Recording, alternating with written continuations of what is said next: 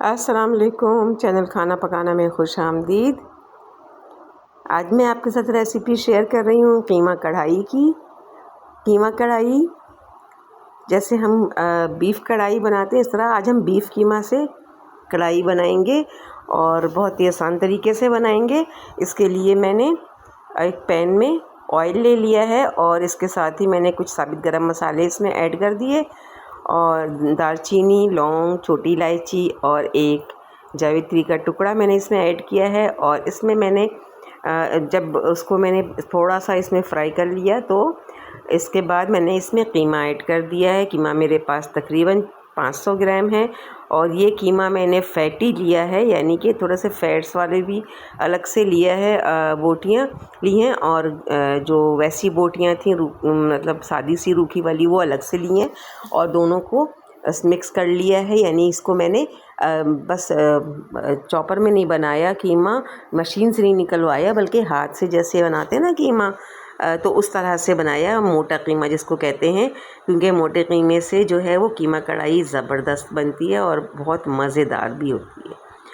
تو قیمہ کڑھائی کے لیے اس طرح تھوڑا سا مطلب فیٹی بون جس میں موجود ہو، یعنی ہڈی والا گوشت لینا ہے اور فیٹی لینا ہے، اور اس کو ہاتھ سے قیمہ بنوانا ہے تاکہ وہ تھوڑا سا جوسی ہو، بالکل ہی ڈرائی نہ ہو، تھوڑا سا جوسی ہو۔ تو اس کے بعد اس کو آئل میں جب ہم فرائی کر لیں گے، فرائی تھوڑا سا ہائی فلیم پر کریں گے، یعنی میڈیم سے بھی تھوڑا سا فلیم زیادہ ہو تو اس کو جلدی سے فرائی کر لینا ہے۔ اور فرائی کرنے کے بعد پھر جب اس کا پانی، اس میں بالکل بھی پانی نہیں ہونا چاہیے، تبھی اس میں آگے جو چیزیں ہیں وہ ایڈ کروں گی۔ اور اس کے لیے سب سے پہلے میں نے اس میں 3 سے 4 وہ بڑی والی ہری مرچیں تھیں میرے پاس، ریڈ والی، وہ میں نے اس میں ایڈ کر دی ہیں۔ یہ دیکھیں اس طرح سے اس کا فلیور اور اس کا جو ٹیسٹ آتا ہے وہ بھی بڑا زبردست آتا ہے، خوشبو ابھی سے آنے لگ جاتی ہے جب ہم اسے فرائی کر رہے ہوتے ہیں۔ اس کے بعد میں نے اس میں 2 درمیانی پیاز کو کٹ کیا تھا سلائسز میں، وہ پیاز میں نے اس میں ایڈ کر دیا ہے۔ یہ دیکھیں اس طرح سے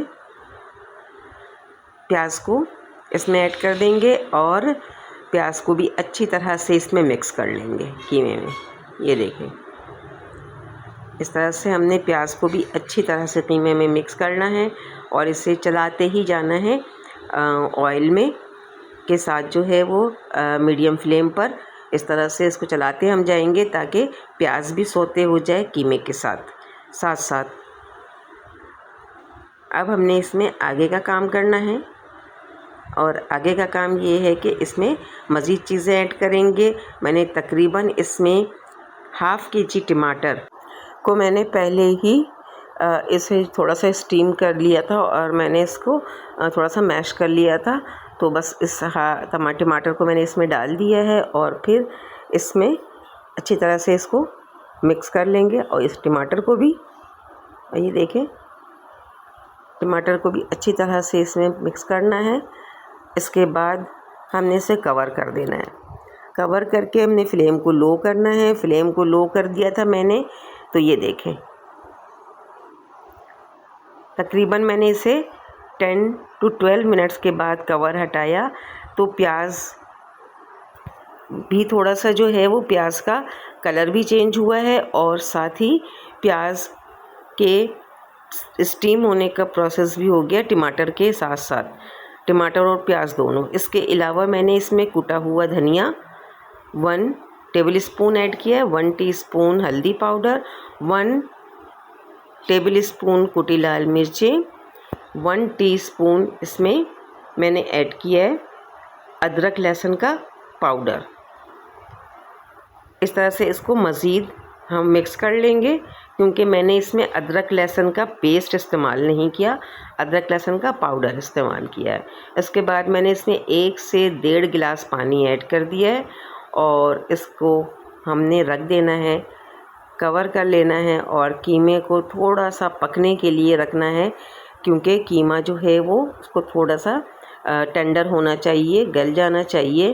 تو اس کے لیے میں نے اسے کور کر دیا تھا اور تقریباً 20 منٹس کے بعد میں نے اس کو دوبارہ سے کور ہٹایا ہے۔ تو یہ دیکھیے قیمہ تقریباً اب ڈن ہو چکا ہے، کیونکہ ہم نے اس کی اچھی بھنائی کر لی تھی اور اس کے ساتھ ساتھ ہم نے اسے اچھا پکا بھی لیا ہے۔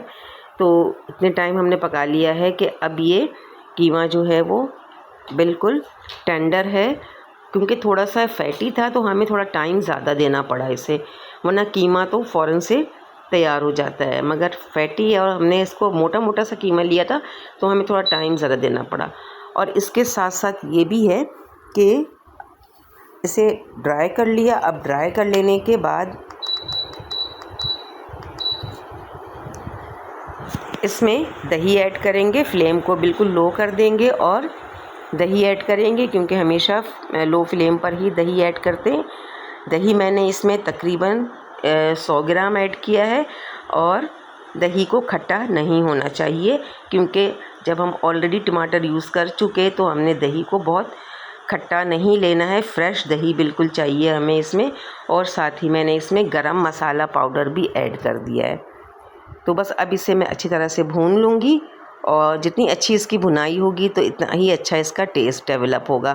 اس میں میں نے کٹی ہوئی ہری مرچیں ایڈ کر دی ہیں، تھوڑے سے لمبے لمبے کٹی ہری مرچ کو کٹ کر لیں اور اس کو ایڈ کر دیں فلیور کے مطابق۔ اس میں بالکل بھی تیزی نہیں ہے، بالکل وہ والی ہری مرچیں ہیں جس میں کچھ بھی ایسا مرچوں والا ٹیسٹ نہیں ہوتا ہے، مرچیں نہیں ہوتی ہیں، تو اس لیے اس کو اسی طرح سے ہم نے کٹ کر کے ایڈ کر دیا، اور جب اس کے بعد دم پہ رکھ دیا تھا۔ اور اب تیار ہے ہماری ڈش، جس میں کہ ہم نے گارنشنگ کی ہے ہرا دھنیا سے، لیمن اور ادرک جولین کٹنگ میں۔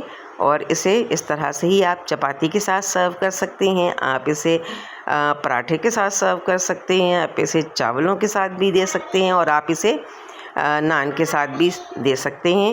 تو آپ کسی بھی چیز کے ساتھ اسے سرو کر سکتے ہیں۔ بہت بہترین سی ہماری یہ ریسیپی ہے، امید ہے آپ کو پسند آئے گی۔ اپنا بہت سارا خیال رکھیے گا، دعاؤں میں یاد رکھیے گا۔